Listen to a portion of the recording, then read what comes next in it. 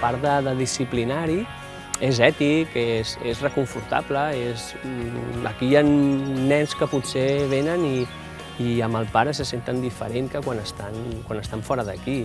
I els pares molts t'ho diuen, és que al·lucino perquè no m'haguera pensat mai que un nen es pogués posar davant d'una canya i fer-ho i estar molt, molt tranquil i comentar coses i papa m'agrada això, i papa ho vull fer així, i papa ara...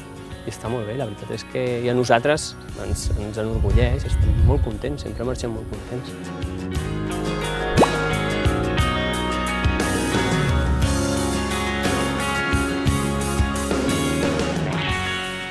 És difícil tirar la canya. Has de tenir molt en compte, sobretot a fons, les canyes, tot, el treure el peix. Has de tenir paciència, és que la pesca és igual a la paciència.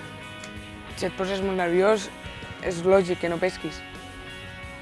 Has de tenir paciència que piquin. Per exemple, els ablets, la bolla se'n va cap a baix, has de tirar cap a dalt. I això requereix molta paciència. El més important, crec que d'aquest esport, amb els hàndicaps que arribem a tenir, d'escenaris, de peixos, de tot una miqueta, és saber explicar-los en què consisteix preservar la natura, al marge del que és la pesca i, a més, quina funció té el pescador, que no només és treure peixos, sinó procurar que si veus brossa al riu la recullis. Doncs crec que aquesta funció és la que intentem inculcar des de ben petits.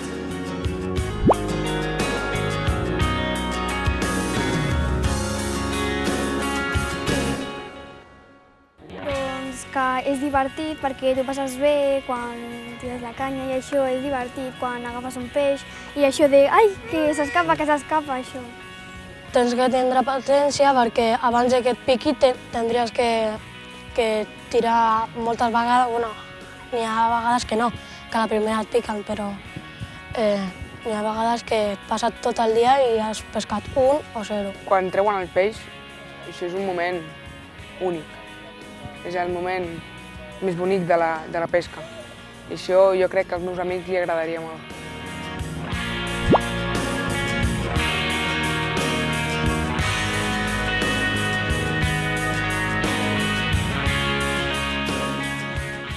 Et sorprèn, i el dia que els portes al riu no es belluguen de la vora del riu. Vull dir, s'ho prenen amb molta filosofia, amb molta dedicació i es posen davant de la canya i no hi ha nen. Vull dir, els hi serveix també de teràpia tant als petits com als més grans, en aquest sentit.